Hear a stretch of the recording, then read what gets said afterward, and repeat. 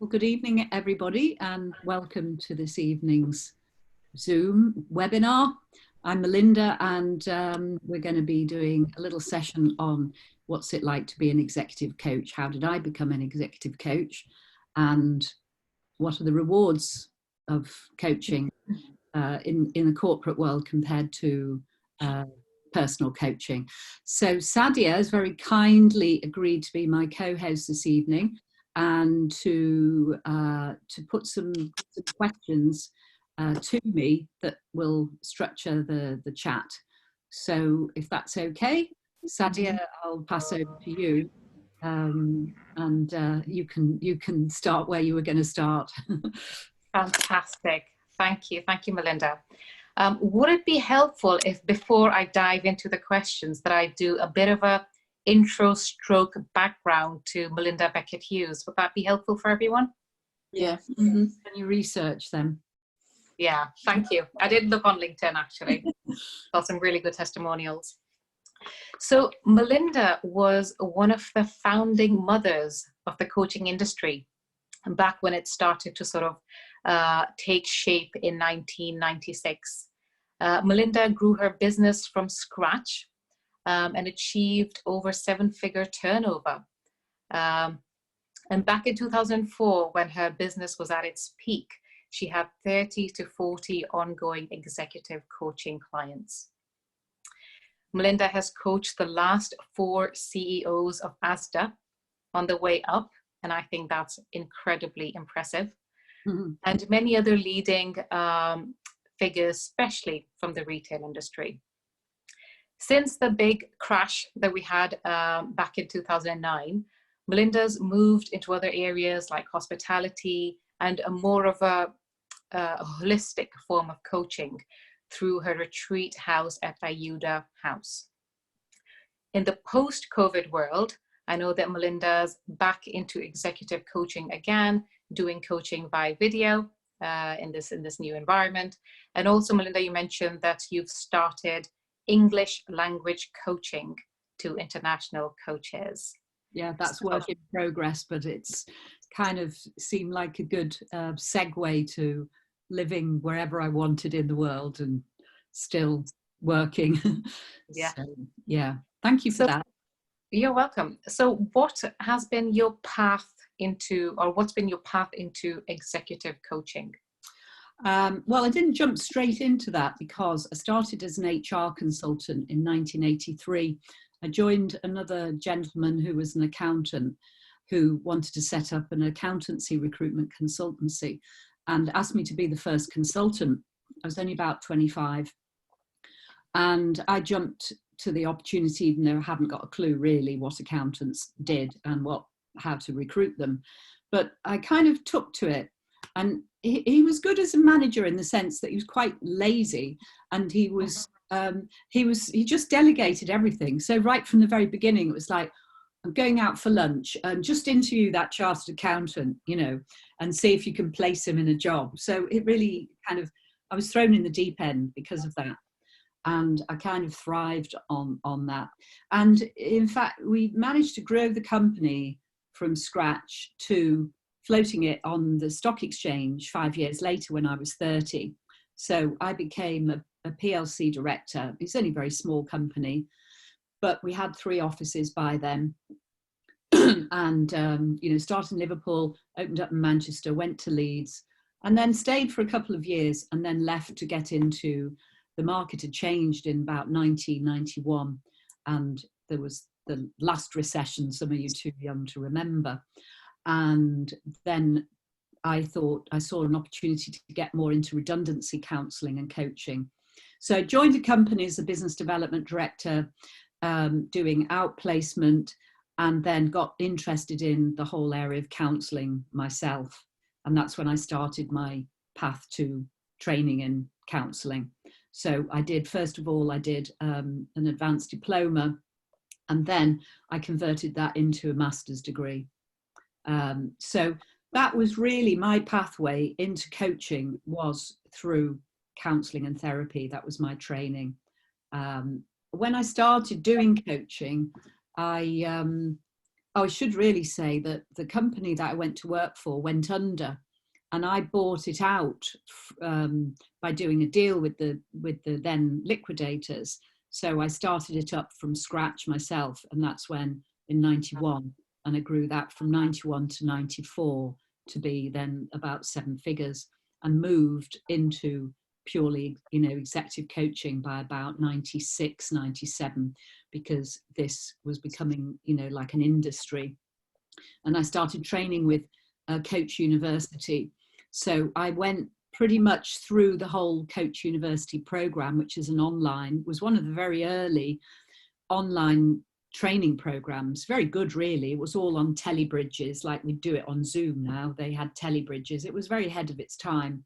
It's kind of fallen away a little bit, but they had the accreditation with the ICF. But I never finished the course because I just got so busy coaching, and I regret really not having finished it and got my ICF accreditation, really. What else I did on the way was I got qualified in, I became a member of the CIPD. Later, I upgraded that to be a fellow of the CIPD. And then I also trained to be a psychometrician. So I did the British Psychological Society level A, followed by the level B. So that then enabled me to be qualified to do assessments on the executives at the first stage of the coaching program, which really, I think, stood me in good stead. So I think that what I felt I had, and what I still feel, is the combination of good commercial understanding, abroad, from interviewing and seeing, so many people in so many jobs over the years, good commercial understanding, ability to sell the services, obviously a psychological understanding, a training and coaching, but the psychological assessment also I felt helped. And overall, the ability to kind of put all that together, so the person within the system and understanding the psychological processes of the individual within that, within the bigger system. So that's how I got into it. I started out life as a linguist. I was a translator and interpreter. So that was going to be my career. It just was a kind of, it was just fate, really. But on the other hand, I felt it was something, overall I was, just well suited to. So that's how that's how I got into it. Okay. So you've talked about a few accreditations. Do you think any qualifications and accreditations are needed to get into coaching? I think nowadays, yes, because the trouble is that it became an easy access thing to do for people. And there was no real formal, barriers to entry for a lot of people who then started out as, life coaches. And it's very difficult. People ask me now, well, what's the best way to get qualified as a coach? And I can't really answer them because there are that many different pathways and there are that many different courses. Some of them are very, very thorough, might involve doing a master's degree at Oxford Brookes University. Some might be 4 intensive weekends doing, life coaching with assessments and, some hours of case studies and so on. So it's difficult to then differentiate between who's a good coach and who's not. And I think that's become more important. I think accreditation probably has. Having said that, I still am not accredited. So does that cause a barrier for me going forward? Possibly, because all the people that were buying my services in the past have disappeared. So if I want to get back into it, you're going to have young HR managers who are doing the buying that have got, a set of questions to answer, and they'll say, qualified, accredited, and you just can fall by the wayside. Even though you can say, oh, well, I've coached, 3 of your executives in the past, and I've, done this, and I've got these testimonials. It might just not be enough because they have to tick that box. Mm-hmm. So, and if we are really delving deeply in people's lives, you wouldn't want to go to a doctor or an accountant that wasn't qualified. So, in essence, I am for a degree of qualification, but not one which just processes people through a short course and then gives them a tick in the box. I probably have done over years 20 or 30,000 hours of coaching, but I haven't kept a note of them. So if I want to go for accreditation, then I have to start from scratch and have to put them in the diary and have to, put them on a spreadsheet and mark them off. That's a pain in the proverbial, isn't it? That's like, I don't think I can ever see myself getting around to doing it. So yeah, that's my view on accreditation. And my kind of personal view, look, I've got a master's degree, I'm a chartered fellow, I'm a psychometrician, I've got years of experience, I've coached some, people in many different sectors and industries. I feel I'm qualified, but people could take a different view. I like that. Just to sort of add something there, I was working with a company in Manchester and I've got no accreditation in coaching. And I just said to them, why don't you try me as a trial? So let me coach some of your employees, hear their feedback, see if it makes a difference. And that's how I actually got into it. Yeah. Because I think as long as people see value that this person can help me, that's all that matters. They don't need to see anything written on paper that says that this person can be a coach. It's true. It's what works for somebody.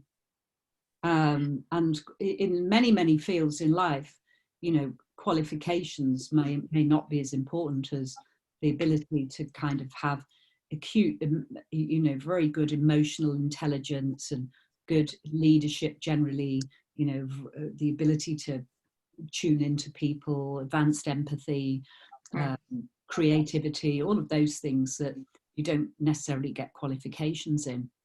Yeah, I agree. There's quite a balance between the two, right? I mean, doesn't mean that you are trained. That means that I would say that if you have some proper training, that person can coach, that's for sure. But doesn't mean that person should be a super good coach, because I feel like what they say, I think the entry into coaching, the level is so low. Anybody can just go in and say, I'm a coach, I'm a mindset coach, whatever you call it, right? But actually the bar there is super high. We know that there's only certain people up there. So I think I have seen quite a few people call themselves coach. Some people, they're not trained. And when they try to experience coaching for the first time, they're like, wow, she doesn't advise me to do it. Yeah, coaching doesn't tell you what to do. Coaching is an art in itself, using questions to ask you. But that goes to show what they know about coaching. A lot of people, there was someone I saw putting up on the note asking about performance coaching. Is there any performance coach out there? What would you recommend? And things like that. So I say, yeah, I'm a qualified performance coach. So when I asked her what's her background, why she's looking, she said, oh, a lot of people say that I'm pretty good because I'm giving them advice in terms of work, in terms of personal life. I said, well, actually, coach doesn't give advice. So when I started explaining to her, she's like, wow. I say, I can't tell you whether you should go for training or what training to go for. It's really up to you. But I feel that you should go for at least some training and understand, because now we're talking about coaching, mentoring, we have counseling, we have all this. What is the difference? And sometimes the difference can be quite subtle, because some people, what they do is that they blend in. They can be a therapy and then they went for extra training as a coach, so they blend in together. But as a client, they don't really care so long you deliver. I mean, the most important to the client is the value, right? I agree with that. But I think when we are doing it with individual, they normally don't check your precedent, how good are you, whatever. But when you do with corporate, I think they normally will do a little bit of check as well. I think in smaller companies, obviously coaching for an individual doesn't make any difference if they like you. In the smaller companies where the CEO would make a decision on who they want to buy, that doesn't make a difference. But in the big corporates where you basically have to go through purchasing, it's a very different matter, and that's quite difficult. And they have to, it's like the whole old adage of buying IBM. You're not going to get sacked for buying IBM because everybody thinks IBM's, a safe company. I mean, that's the old adage. I say old, it might not be IBM now. But so if you're buying a coach who has all the accreditations, you're going to have less, risk than somebody who is an unknown and you're just trying out. But anyway, I mean, it shouldn't put people off. I've always thought, you know, Sadie are great. You know, you've jumped in, you've said, I'm a coach, you've asked for clients, you've tried to, you know, you get feedback for how you've worked, and you've got some more work and you've upped your fee. I think that's fantastic. Yeah, and I think I think it works for individual clients that I have, and it works for companies that I'm working with. But I think as soon as I get into the IBMs and the Microsofts and the Apples, they will probably have a tick box system, and they will probably ask me what accreditation and what qualifications I've got. So, but I think for now, where I am, you know, just started since July, it's going okay. Yeah. Okay. Okay. So, Melinda, tell us something about your first few clients, because I'm assuming you didn't straight get into coaching directors. No, I distinctly remember, but for the first three, I think it was only maybe for about 3 months while I was building my confidence, maybe a maximum of 6, I was coaching self-employed people. So people with their own businesses mainly. So somebody who'd, you know, left a company, was setting up on their own.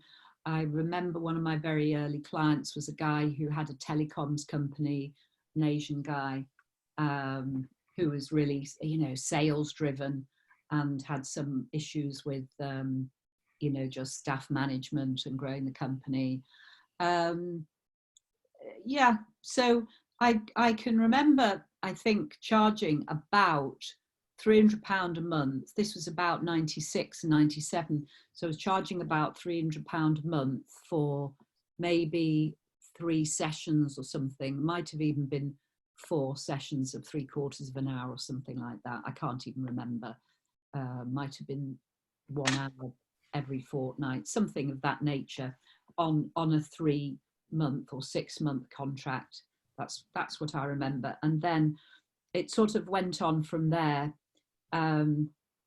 to trying to then break into the big league of, you know, some of the larger companies. Yeah, but you've got to cut your teeth somewhere, and, you know, you have to get the feedback and get some testimonials, but just practice and see what works. And you're learning every time you're picking another client up, you're learning a bit about their context. And, you know, but I've been a consultant by then. I'd been a consultant for about 15 years. So I'd got quite a lot of generalized experience of working with people.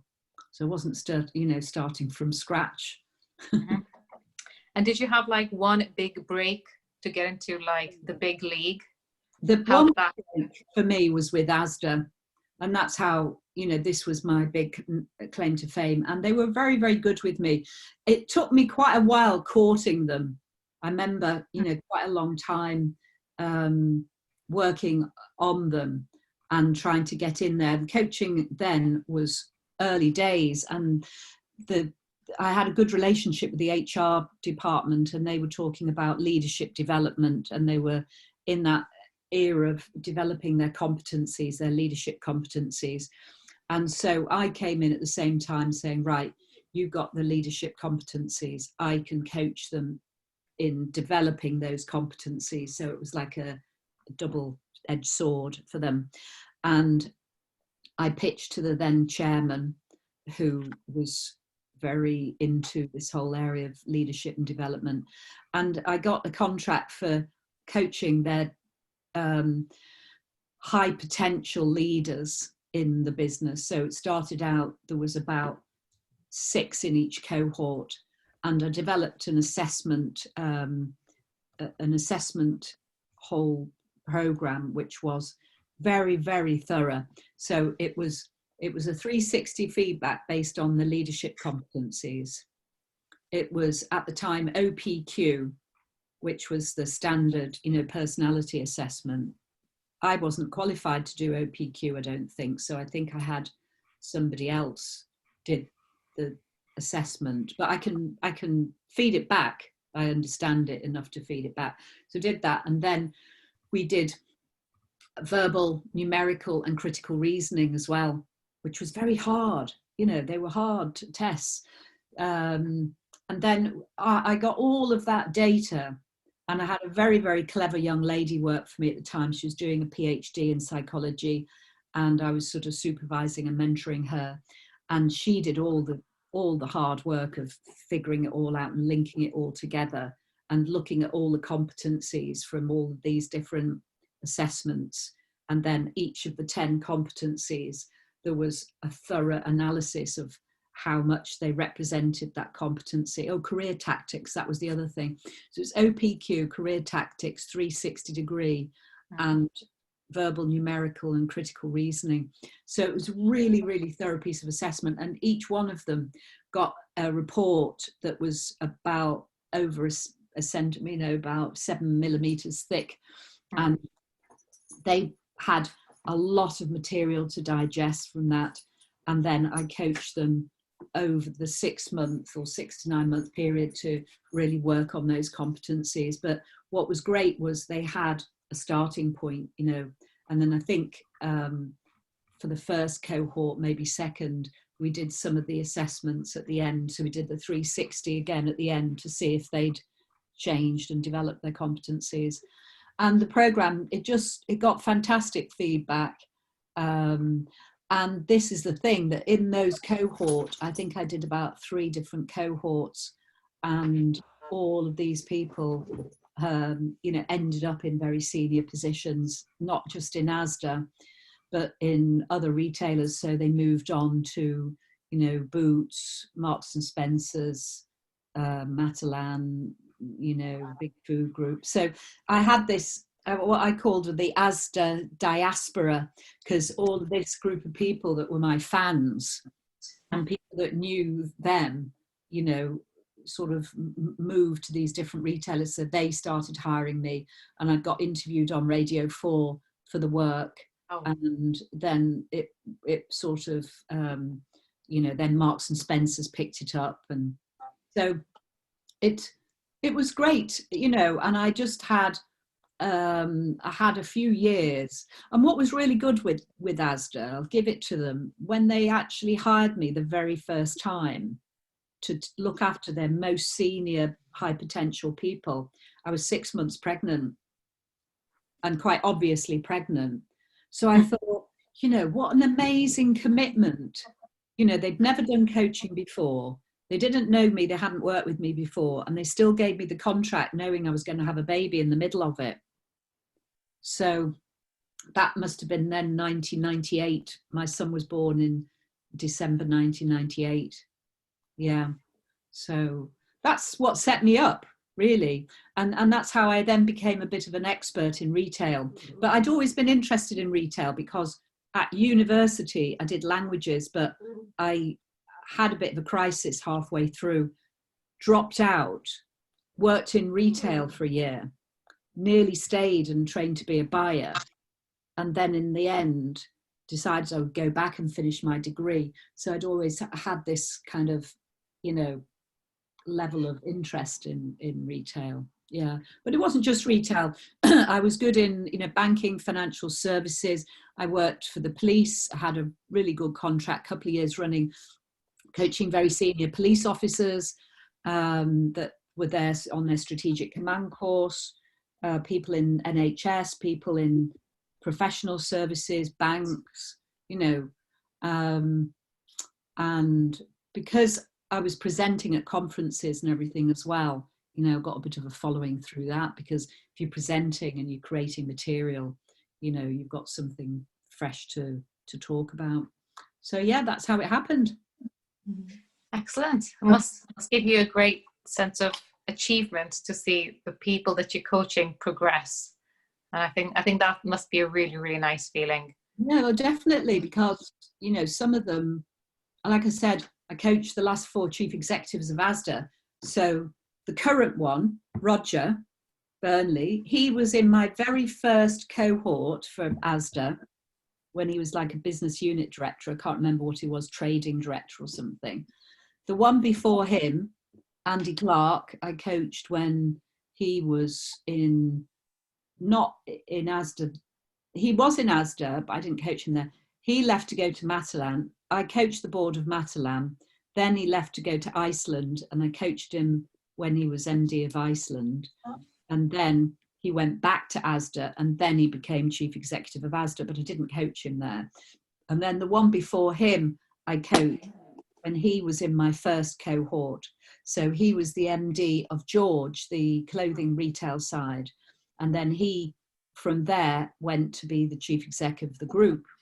And then the other one, probably my proudest one, was a lady, because it's a bit, she actually wasn't chief executive Asda, but she got onto the board. She was really, really lacking in confidence and strategic and, you know, in impact. I coached her a lot, and, you know, it really, really helped. She got onto the board initially as financial controller. Then she became financial director, but she didn't go to be CEO. She went latterly, well, only in the last few years. She's now the chief operating officer of Walmart internationally, moved to Calendar. So that's a massive job, you know, I mean, Walmart, global business. So yeah, so those were really some of my most, you know, proud, you know, most moments, really. Yeah.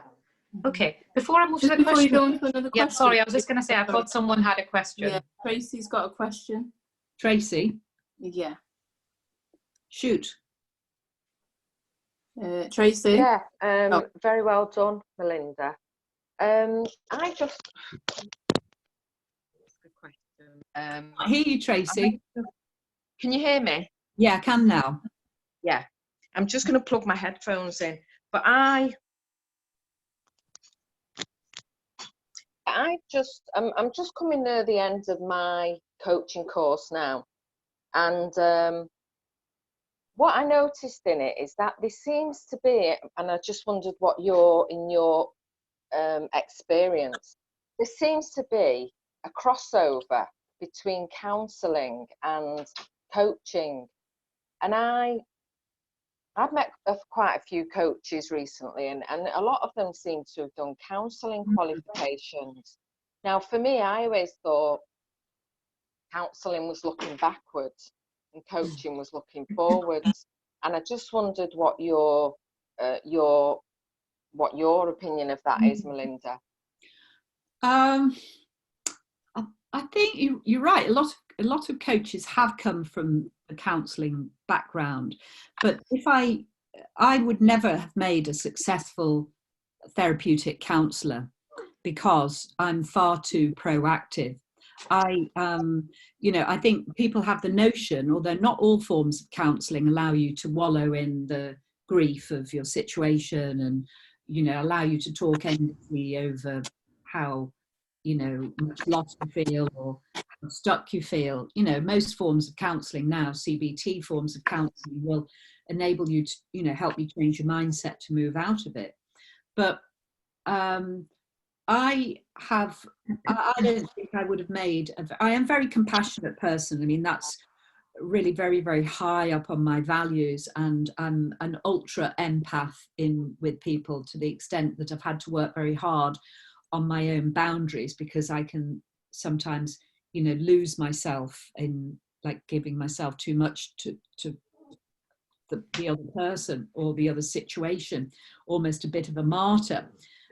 So I've had to work on that. But at the same token, I would never really have made a successful therapeutic counsellor, because I'm having a very energetic, creative and proactive personality that really, once the empathy is there and once the rapport is there, I am always more inclined to say, come on, let's look at a plan. You know, the present is perfect. Let's look at a plan to work our way out of this situation, which is more than the counselling approach. But I don't think you can coach anybody at all unless you can get in rapport with them, and you can be, you can allow them to feel that you're absolutely in their skin and that you are completely, you know, understanding of their situation. And I think the basic core counselling skills, they're the same as the basic core coaching skills, really. I don't see it a conflict, but I do see it as a good foundation. I've found it a very good foundation and very thorough. I mean, it took me years doing all the counselling qualifications.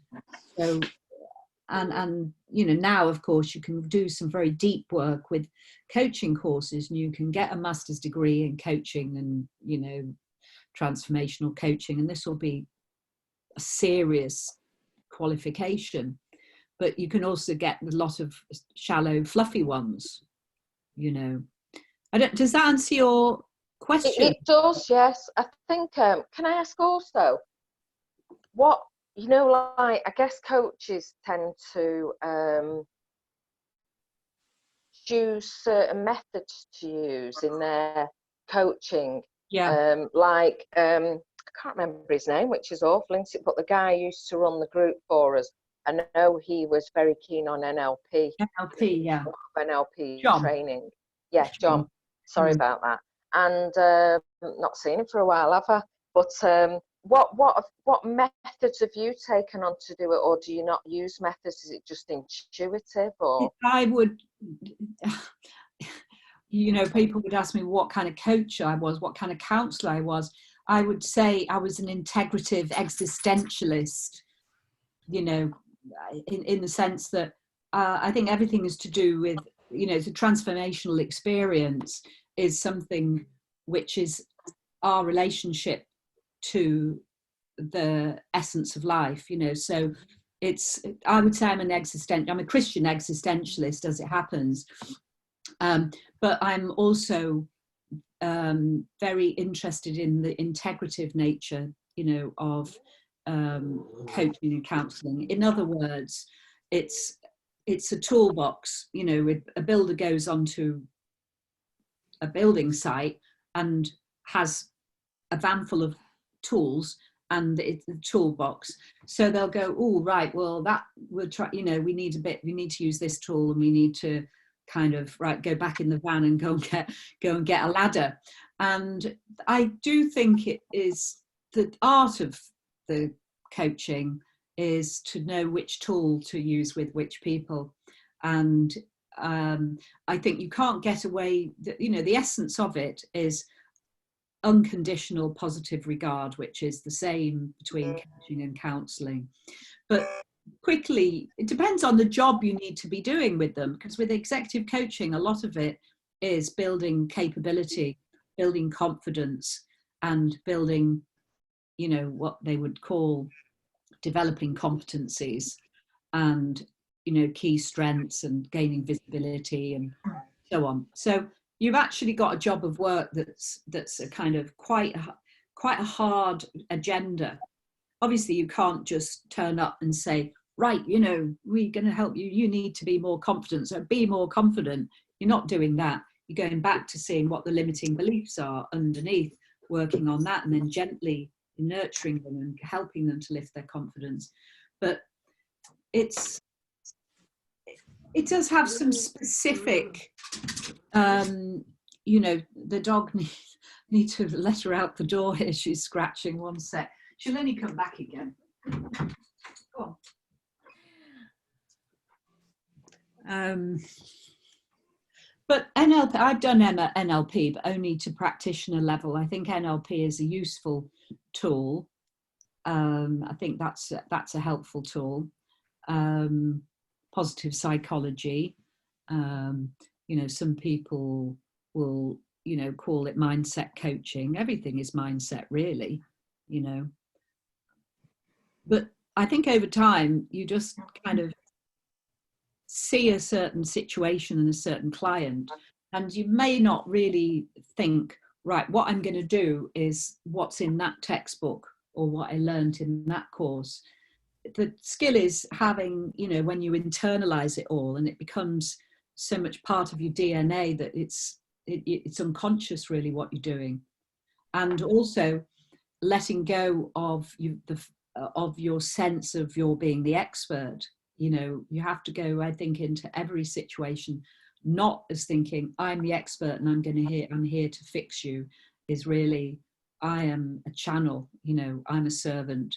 I'm here to kind of figure out what resources we can bring, together into this room to help you make the shifts you need to hit your goals, to achieve your goals, and to be, successful, effective in what you do. Yeah. Does that help? It does, thank you. Mm. Brilliant. That was a great answer, Melinda. Thank you. I benefited from that as well. And one very small comment on that, Tracy, because it was a really good question. I think there's always a bit of overlap between therapy or counseling and coaching, because I think as human beings, we all have things which we need to deal with. You wouldn't be human if you had something that was pulling you back a little bit. And I had one client who had, like, I suppose you could call it a past wound, which was sort of pulling energy away from her. And we tried everything. I sort of talked about it. We talked about lessons learned from that. She'd been there, she'd discussed it, but the pain just wasn't going away. Mm. So I spoke with my coach, who's, he's a Tony Robbins senior trainer, and he gave me an NLP technique to try on her. And that worked almost like magic. Like I don't really know about NLP techniques because, I'm not trained in it, but this was something that my coach told me. He said, just do this. And I did that. And she literally, she said, I've never felt this good. I feel like I can talk about that experience without really experiencing the pain. I don't know how else to explain it other than it sort of worked like magic. Remember what it was called, that technique? Is it No, a but timeline therapy? Timeline therapy, did you say? Is it timeline? No, I'm just asking the question. Yes, it was timeline therapy. That's correct. Yeah. Do you mind if I add on here? Actually, one of the things that we do in our training, they always ask about what's the difference between coaching, counseling, therapy, mentoring. They all share some similar traits like questioning, listening, rapport and things like that. But I think they're all different in different aspects, right? Like therapy is more about healing. I think coaching, like I think Melinda say, is more about bring them forward, and counseling is more, they are talking it through. But I think counseling and coaching is very, very close. I saw somebody put a post about counseling also look into the goals and what they want to achieve as well. But I think maybe the perspective of doing it is a little bit different. Another question Tracy asking about what technique to use. I again agree with Belinda. It doesn't matter what we are training. Ultimately, you need to build the rapport, the connection. Once you have it and you internalize it, it just comes to you more naturally. But I think for all us, coaching is just a conversation we have with our client, and through the conversation, they have that insight, they have the takeaway. And once that clear through, they always have the action they want to do. It's not just a talking through. If it's just talking, it's more like counseling, but they always have that bring forward they want to do with them. I think we have that step forward. I think that's what coaching would do a little bit more. I'm also trained in NLP, and it's quite amazing. So I don't just use because some people, I think especially people who are trained in coaching, they are using the things like limiting belief all the time. But I always see limiting belief as something that is unconscious. I will have my limiting belief, but I'm probably not very sure exactly what it is. It's probably through what I say, unless I'm super conscious of myself. Every word I say, I pick it up myself. But I would think that I'm blind to my own blind spot. So my coach will pick up what I say and say, I think there's something going on there. And then he will plot and ask questions. But if I'm saying, I have this limiting belief, can you work on this limiting belief? I will challenge, is that really your limiting belief? Or that's something that you feel that you need to work and overcome with? Because somebody come to me and say, I think I have this limiting belief, can you work this on me? And I was like, after I explained to her what is a belief, she's like, oh, maybe that's not a belief. Maybe there's more like what I want to work on. I say, yeah, probably so. Because, but because NLP, I think Melinda, it actually stands for our brain using language to reprogram how our brain works. Yeah. Timeline therapy. It is a powerful technique. It is powerful, right? And then timeline therapy is actually talking about you bring the person back to the time when they had the trauma. It's actually a fast forward pace to go back. That they pick up the part that something happened and you bring them their memory back to the time so they can actually release the emotion. When they have a child, they have it, they don't know how to deal with it. So when now they're adult, they forgot about the incident, but something is still bothering them. So you have to bring them back to the time when it happened, and they release it, and then they can come back. That's what it's all about. Yeah. It's like you do the thing with the pearls on the string, pull it off. Do you do that exercise with the pearls? No? No. I do that. But I'm just, that's what is timeline therapy is, actually going back to the timeline, and when they found that first incident is always a build on, and then they release that, and then they can come on. That's what it's all about. Yeah. Okay. Fantastic. Really enjoying this conversation about limiting beliefs and NLP. Oh, there's a lot. Belief is a big thing. Value is another big thing in NLP, but it's more covered in the master course. Yeah. Feel like we need to arrange another call to discuss all this stuff, because it's so good.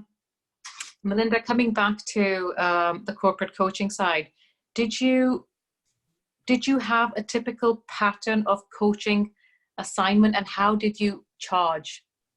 Right, the commercial side. So the typical pattern was very similar to what I said before, which was starting off with a series of assessments, and then a personal development plan. So each of the coachees would need to do a 2-page, I gave them a format, and they went away to look at, basically structuring what their goals were and what the steps were in achieving those goals, basically, so that we had something, like a contract between us for what they were going to be working on, what success would look like.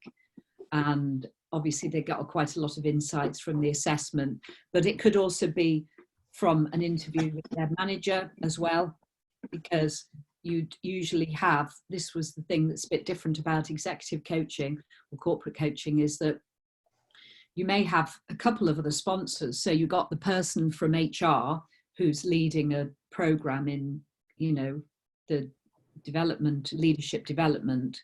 And so you're coaching the person within the context of an HR strategy for coaching and development. And then you could also meet the person's boss. So normally at the beginning, even though they might take part in the 360, an online 360, you may meet up with the boss and say, what are the issues that you feel, what has come out of the last appraisals, what are some of the topics that he or she's been working on, what does he still need to work on. So you've got the individual themselves, you've got the HR person who's the HR sponsor, and then you've got their manager. So everybody is a stakeholder in their future, and that's what's quite different than having just a simple one-to-one coaching relationship with somebody, because you've got different masters, and you then have got an issue to decide how to make the person feel completely safe, that you're not going to betray their personal secrets and what they tell you in the context of their coaching, but that there needs to be outcomes which are measurable by the company. So you've got a fine line to tread, and you're always trying to balance that off. And occasionally something would come up where you'd think, well, the company really needs to know about this, and this would then create a conflict or a difficulty. So the guy, you're coaching somebody, they've been headhunted, and they say, well, unless I'm going to get a pay rise, I've been asking for a salary rise or a bonus for the last 6 months, they keep saying, but they're not giving it to me. So now I've been headhunted and I'm going to leave. And that they'll be gutted. They don't want to lose this person. So you're a bit conflicted, because you don't really want your coaching program to end up with the person, they've just paid 10 grand, 6 grand, whatever, for coaching this person. At the end of it, it's like, well, they've just gone to the main competitor. So you've got valuable information. You what part of you almost want to say to the HR people, look, I need to, I'd like to tip you off that unless you pay that bonus, you are going to lose this guy to your main competitor. Obviously you can't, You can't do that. It's a complete betrayal of confidence. But at the same time, you don't want the thing to fail for the sake of, you know, they'd want a bonus of 10 grand.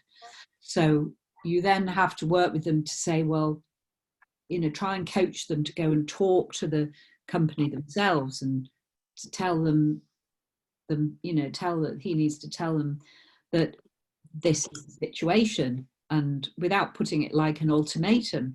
So these are the things that make it more complicated. Usually I would meet up with each of them once a month for about 2 hours, between 1.5 and 2.5 hours. The session was always supposed to be 2 hours, but sometimes people be late and whatever. So occasionally it would run over, but it was around 2 hours, either in their office or my office, or sometimes in a hotel. And then they had the option to check in with me in between the sessions, particularly if they were, you know, going in doing a big presentation or a pitch, or there was a problem to solve. Then they had open access, so they could pick up the phone or book a time and say, can we have an hour on the phone? Not many people did do that, but occasionally some people did. And then quite often during the 6 months program, you'd do some work shadowing. So you'd actually go and want to see them in situ. So you'd go and watch them in a meeting, running a meeting, doing a presentation, or, you know, doing a disciplinary or whatever. So you'd be sitting in and making notes and giving them some feedback on how they performed and looking at, you know, skills development. Because it's all very well saying somebody wants to improve their presentation skills, but you have to see what they're like to start with to know what they need to improve. So you best to go and actually see them presenting. So that would usually run, so assessments and then 6 months coaching, usually some kind of interim assessment in between, and then a final feedback to the individual and to the client. So it might run over 7 months, possibly even as long as 8 months. And I would normally charge about £6,500 for that. So I'd charge about 500 for the assessment at the beginning, and then, which was cheap for the amount of work that went into that, and then about 6,000 for the actual coaching. So it basically worked out £1,000 a month. And when I was at my peak, I'd be coaching 3 or 4 of them in a day. So, you know, you're earning, if you do the maths, you're earning, you know, 3 grand a day, more or less. So this was most enjoyable work. And it was also very enjoyable when the clients would pay for me to go down to London first class. It was always first class, stay in a lovely hotel, you know, see a couple on Monday and a couple on Tuesday, and you get the hotel paid, and then you'd meet up a friend in the middle somewhere. You know, that was like a dream life, really. Fantastic. That was just such nice work. And often, you know, you get quite close to these clients and then they'd say, well, should we just do it over lunch today? You know, so meet up and have it over lunch, you know, session. So yeah, I like that because you're being rewarded from the money side, but you're also being rewarded from a point of view that you're genuinely helping people's lives. Yeah, it was great. You know, it was win-win, and I got such great feedback. When you said you'd looked at, there's some of these senior people, they've never really done the testimonials. They couldn't be bothered doing LinkedIn testimonial, but you know, some of the other people, and it does feel really rewarding, and it feels that when you're uniquely qualified to be able to help somebody, not just because you're a coach, but because you just understand business and you've got a good ability to, you know, build rapport with people, and you're good fun to be with, and they enjoy, you know, waiting to, you know, they enjoy looking forward to seeing you, really. Yeah. Who doesn't want somebody completely focused on them for 2 hours, building them up? It's fantastic. brilliant. I mean, it's a perk. Even if the person was doing pretty well, sometimes, you know, they'd get given the opportunity of going on a coaching program because they'd done well, and it was a bit of a perk. And so I perhaps shouldn't say this on a recorded thing, but it's kind of easy to sell, because if the client likes you and says, right, I'm prepared to pay the bill as long as the individual really likes you and I get good feedback, the client always likes you. Yeah, that's true. Always like you. I mean, they're not paying the bill and they're given somebody who's totally interested in them, that looks great, that turns up great, that, you know, gets into rapport with them quickly, is energizing and positive and calm, you know, we can really do this together. They're not going to say no. No. And you make it sound easy, but I think it is a lot of relationship building that you've done with your client.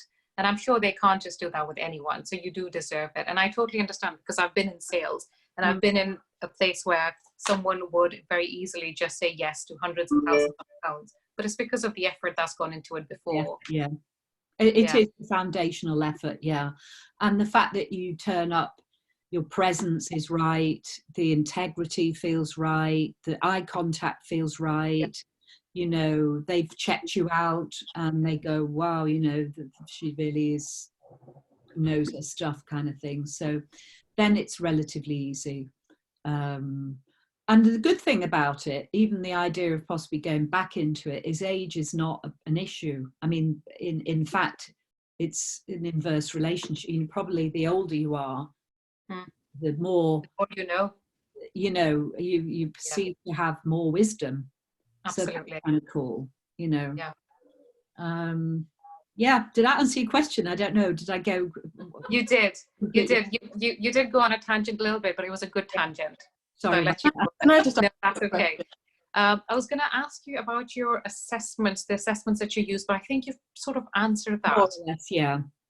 Can I just ask a question on the money side? Did you ever have any issues of how much you were going to set, like you set price? Because I know quite a few coaches, and even I've had that, where you wonder what price to set, and is that too much or is that too little? Did you ever have moments of that? Or did my you set price, honestly, it just stayed the same. But if it was CEO, it would be 10,000.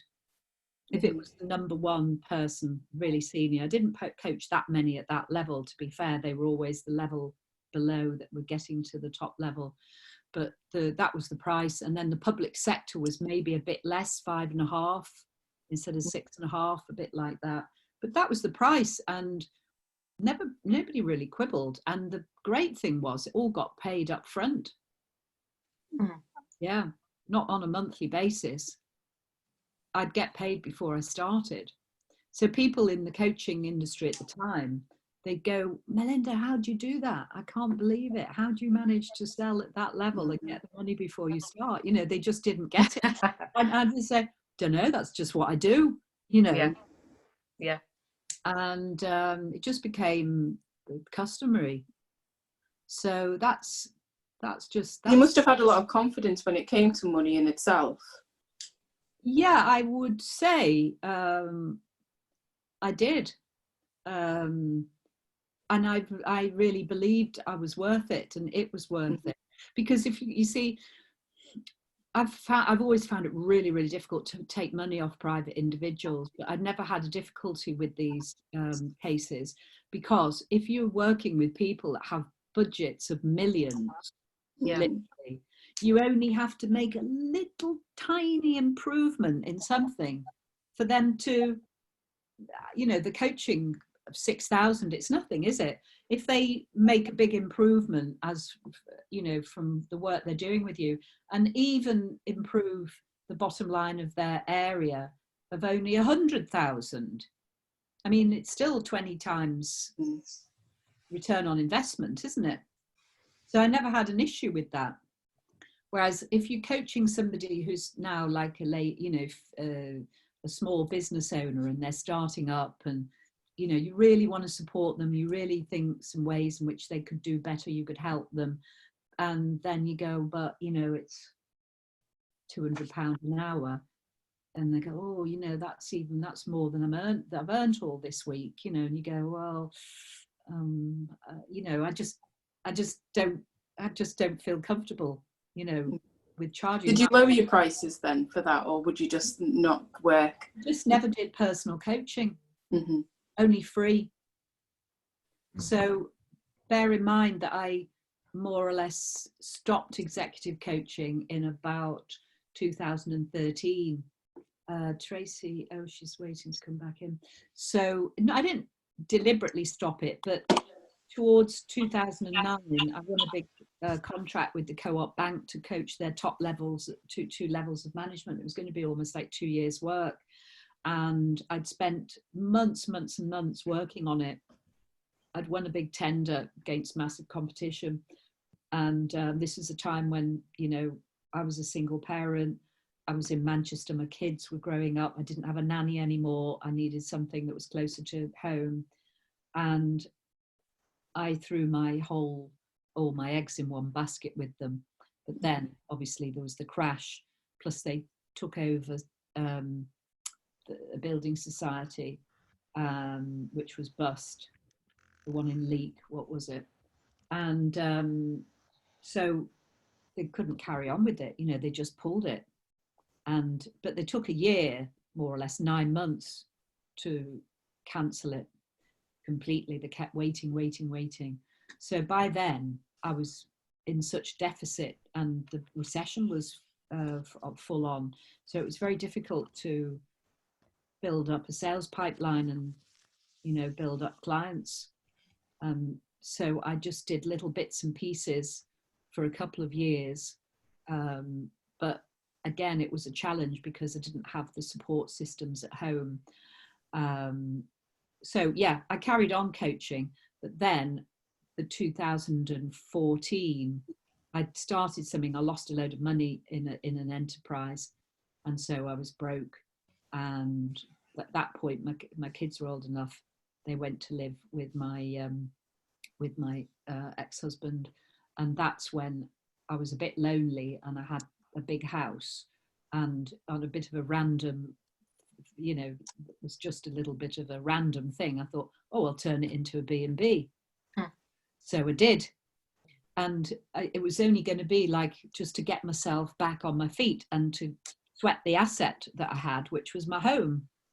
But it took, you know, it was more difficult than I'd assumed. And I realized then I'd need certain permissions, licenses, planning permissions and everything.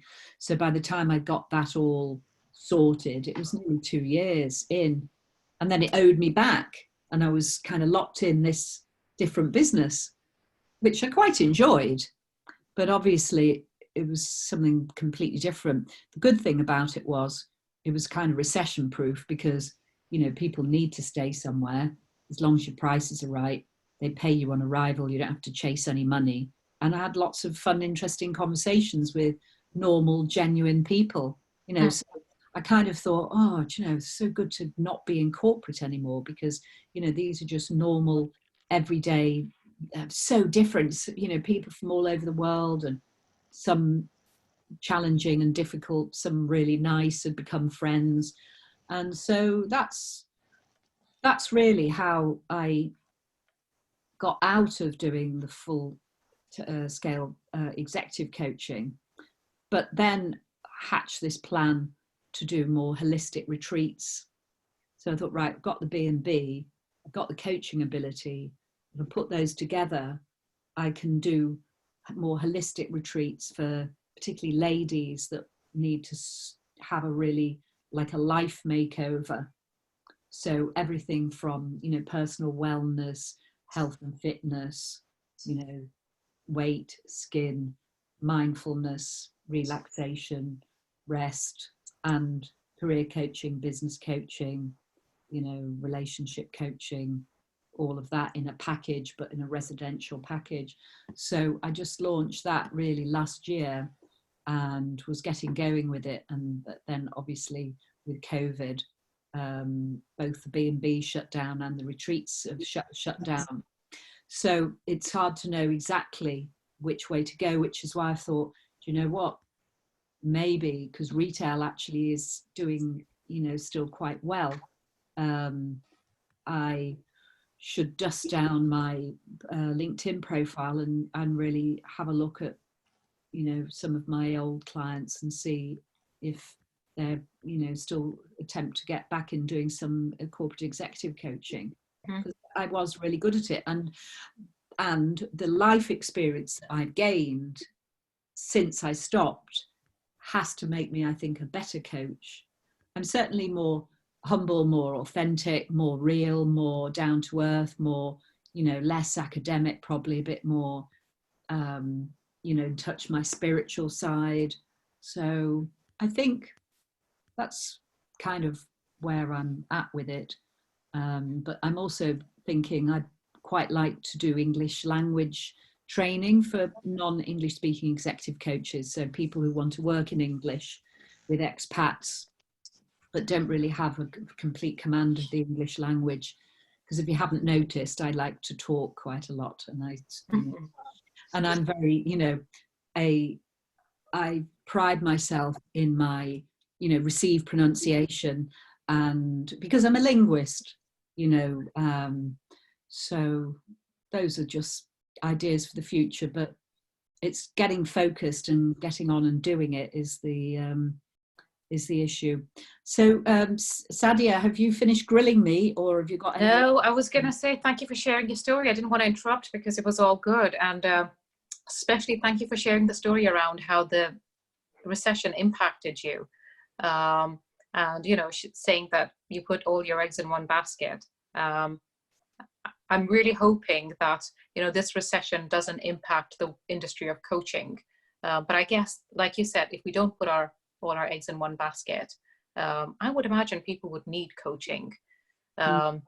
Maybe not right now, but as soon as we start the road to recovery, I think people will start looking into coaching. I think a lot of people will need coaching. It's whether, you know, whether they'll pay for it, this is the only thing, but there's going to be a massive need.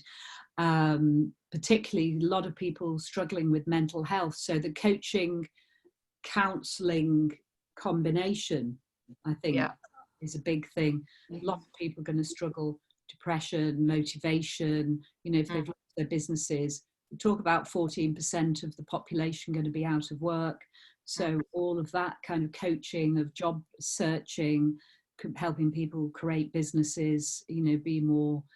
And hopefully, you know, the one thing about COVID and the pandemic may be that some people have become more mindful, some people have become more compassionate, maybe more willing to get in touch with their spiritual side and look at our impact on our environment, our relationship with our local communities, and they've become maybe a bit more sensitized to things that they really shut down. Because if you're earning lots of money and everything's rolling fine, you can shut off a lot of your other more sensitive sides of yourself because you can, you know. But then when it all stops and the merry-go-round stops and everybody gets off, it's like, whoa, you know, where am I? Who am I? And I, you know, there has been a big opportunity for introspection, hasn't there, for all of us? So I'm hoping and praying that some of that introspection will allow people to be a little bit more humble, a little bit more self-aware, a little bit more questioning. Well, who am I? What's life all about? You know, what's my overall purpose? What's going to be my impact? What's my calling? Who am I being called to be? What, you know, what is my contribution? And hopefully that is something as coaches, if we pay attention to the messages for us, we can be also a channel, you know, of those sort of messages for other people that are really trying to find the answers. I definitely think this is a really good time for people to sort of reset and reflect. And as a consequence of that reflection, a lot of people will say, okay, I need to think about my purpose, and that means a career change, and this is what I want to do. And they might need help, you know, from a coach to sort of help them achieve what they want. And that sort of brings me to the next question, which is sort of similar, and you sort of touched on that. What is different about executive coaching and pure life coaching, and what makes it more complex? Sorry, just before you answer that, I've got to go because I've got to go and put my little. Sadia, right. Thanks for staying. Oh, well, thank you for that. That's been great. All right. Bye. Bye. Thank you. what makes it more complex is because of the different stakeholders, and you're working with the individual as an individual soul, with all of their psychological makeup and their work career pattern. You have to understand what the context is and what their job is about. You have to have quite a lot of understanding of the world of work and organizations and how they function. So you're looking at the person within the system, and then you've got all these trade-offs the whole time. So it's just a much, much more complex pattern, and not everybody can do it, because you have to really understand, you have to be able to weigh up what are all the influences on the individual, and some principles around organizational psychology and organizational development, which partly it's common sense, but partly it's through learning and studying, because there are overall principles which remain true in the world of organizations. So you have to take the trouble to kind of read best practice on that. So that's why it's a bit more complicated. But at the end of the day, I used to get a bit sniffy when people would say to me, "Oh, so you're a life coach?" And I'd go, "No, I'm an executive coach," and I get quite snobby about it. But in essence, it is everything is life coaching, because the person, you're not just coaching a job, coaching a person, an individual, a soul, and everything comes down really to working with people to get the work done. You have to connect at the deepest level, and that is at the feelings and beliefs level, and therefore you are life coaching. It's the same, you have to be able to connect at that deep level to get the rapport, to get the basis of understanding and the debate. And then of course the person will have other issues going on. They'll have family relationships or a personal relationship, they'll have health, they'll have sleep, they'll have the sex life, and all of this comes into the sessions. So it's not, you don't say, right, anything that's between 8 and 6 o'clock in the day, that's what we work on, and everything outside of that, oh, that's just life coaching. We don't do that. Of course, doing the whole thing. You cannot work with somebody without taking their whole life, the context of that, how they fit in their family, in their world, and so on. So more so do I think now, if I go back into coaching corporate, my emphasis will be more at that level than it used to be. I think I'm much more interested. I'm not really interested in coaching people just for skills. I'm coaching people for beliefs and attitudes and their relationships and probably, their emotional intelligence. I think I'm, much more interested in that side. In other words, the essence of leadership. That's what I'm interested in doing. Because at the end of the day, the work person is the same as the personal person, as the home person. You're dealing with one person. I'm just going to ask one last question, Melinda, and then I'm just going to open the stage for any questions in the audience. So in light of the recent movement around Black Lives Matter, and people are talking about diversity, people are talking more about inclusion, have you ever observed any racial prejudice or witnessed any obstacles people from ethnic minorities face when they're trying to get into senior management positions?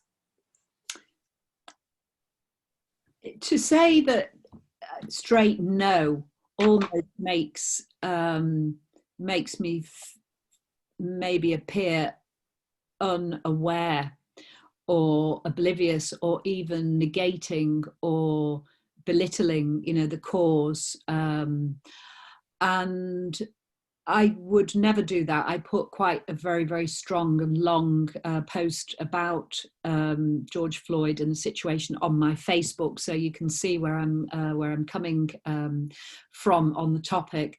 But I don't know whether because I was coaching in large corporate that was a particular type of culture that either they were quite evolved. I mean, the big companies, I would say, have very good policies on, you know, Marks and Spencer's, Sainsbury's, the banks, you know, I think they have very good policies on equal equality, you know, for women and for ethnic minorities.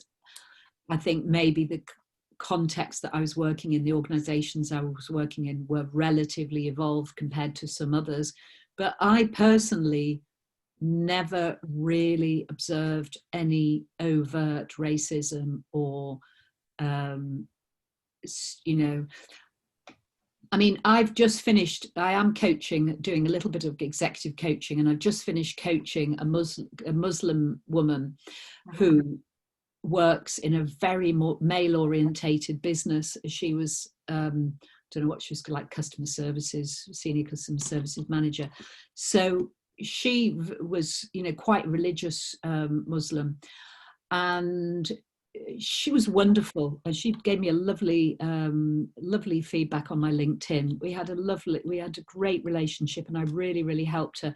And this company had almost singled her out for coaching to support her and develop her and give her an opportunity and get her to stand up to the men. And, you know, so in essence, I think whether they did that because she was Asian and she was a woman, I don't know, but it can nowadays, I think it can work in favour, because organisations have to be seen to be fair, and they do genuinely, a lot really do want more women and more ethnic minorities, not least because they almost get scored on it, you know, people do assess them on it, so they have to. So personally, no, I haven't coached. I can't really remember. I've coached a couple of senior people who were Asian or mixed race, but I've never actually coached a black candidate. Strangely, I don't know why. Just not happened. Maybe they're not really that. Maybe it's not an industry that. My industries weren't ones that attracted a lot of ethnic people, but I would like the opportunity more. I've never really, you know, some of the boards, when I think back, you know, the Asda board, the Sainsbury's board, the M&S board, they were pretty much all white. You know, when I think about it now, they'd have the non-execs sometimes, you know, they'd have a wider variety. But maybe things have changed a lot now. I'm talking 10 years back, aren't I? 15 years back. Yeah, I think it has improved, but not massively. I think it has improved a little bit. And I agree. I've not really experienced, being an Asian Muslim, not really experienced a lot of racism in the corporate world. But I think the corporate world is also made of different cultures, different countries working together. So I've been lucky in that sense. So yeah, I think I would echo what you've experienced as well. Quite happy to take any questions. I know a few people have left because we've gone on a little bit long, so I don't know if anybody's still here, but Aries, are you still here? Kay, Marie, Claude. Anyway, you're welcome to throw a question, otherwise we'll wrap up for the evening. Actually, just one quick question, right? I come from the corporate world. I work in the banking industry for over 20 years.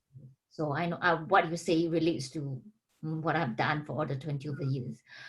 But you know, now that I left the corporate world, so you know, I know that you mentioned about how you actually get in because you come in from the consultant background, training, everything.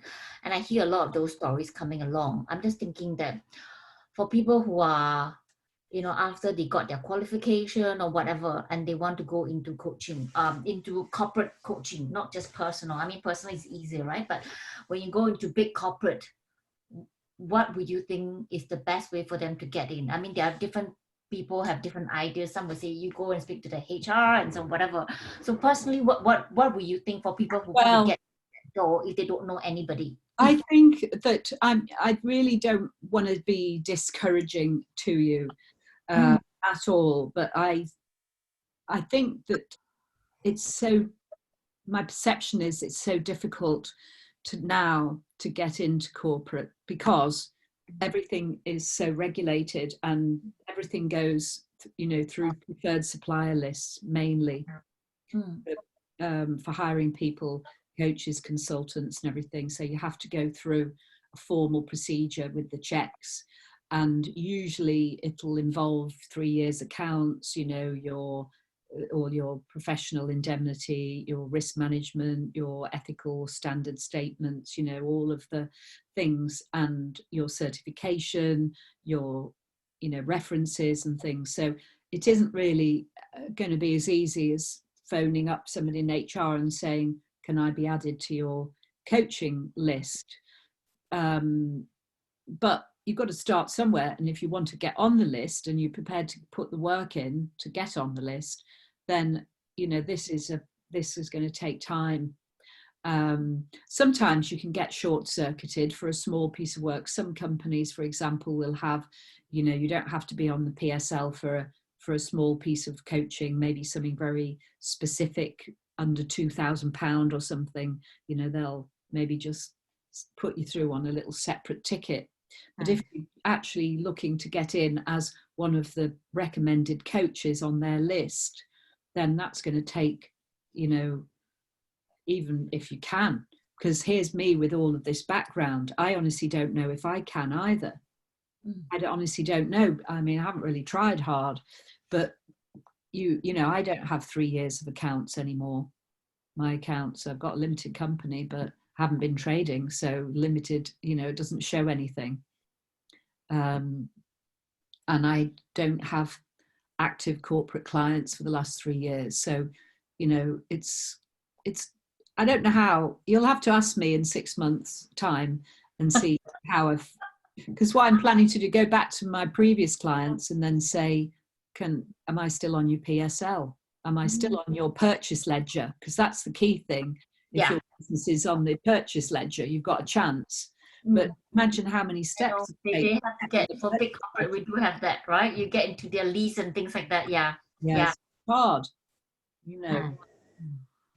Anyway, don't let that discourage you. But maybe, you know, the SME sector is a little bit easier because, you know, you don't have to go through so many hoops. Right, I'm sure everybody's sick to death of me. I've actually really enjoyed this, Melinda, and I feel like I really want to get into corporate coaching, and I think when the time is right, I would like to work with you and get some coaching from you on this, because it just really excites me. And I think it's because I'm from the corporate world, and just hearing you today just makes me feel like I want to do this. It's just the timing needs to be right. And when the timing is right, I think I will come to you and I will probably benefit from some coaching. You're very welcome. I mean, you got the persona. I think you also, the thing is with the, you know, you have to have a bit of a presence. You know, you do have to look a bit the part. You do have to be prepared to, you know, if it's that kind of organization, wear a suit and, you know, tie your hair back and just, you know, you have to have the look. That look. Yeah. And I think it's because you and I have been in the corporate world for such a long time. We just kind of know what that is. Not that it's right, but I guess it just polishes you a little bit. The polish, you do need the polish, Anyway, so my lovely friends, thank you for listening. Thank you for allowing me to, while we're on, what should we do? Does anybody want a little informal one in a couple of weeks' time at this time slot, or should we leave it until the following month? And if you've got any suggestions for speakers or anything, then let me know, because I haven't really got a list of people. I've just been taking each month as it comes, really. I'd love to do how to build a coaching practice from scratch, because that's what I did when the time is right. Happy to do that in 2 weeks. Happy to do it in a month's time. If anyone's interested, I'll do that. It doesn't have to be a long thing. Maybe it could be like, you know, obviously we could kind of double hand something, or get somebody else that's done it as well, because obviously I've done it twice. You know, I've done three consultancy businesses from scratch to even, you know, so yeah, and there are certain The things have changed a bit. Obviously, the environment's changed, and everything being so social media focused. That's not what I'm that strong on, really. Do you think there are too many coaches? Can I just ask that quick question? Are there too many? Probably. Probably, yeah. Yeah. Passions. Why do you go into coaching? So we probably ought to leave it there because it's being recorded as well. So I'm going to. Yeah. So my phone battery's dying as well. Pardon? And my phone battery's dying. I think I'm the last 5%. All right. Well, I say goodbye to everybody. Good night. Thank you very much, Melinda. That was very helpful. Thank you, Thank you everyone. very much. All the best. Bye.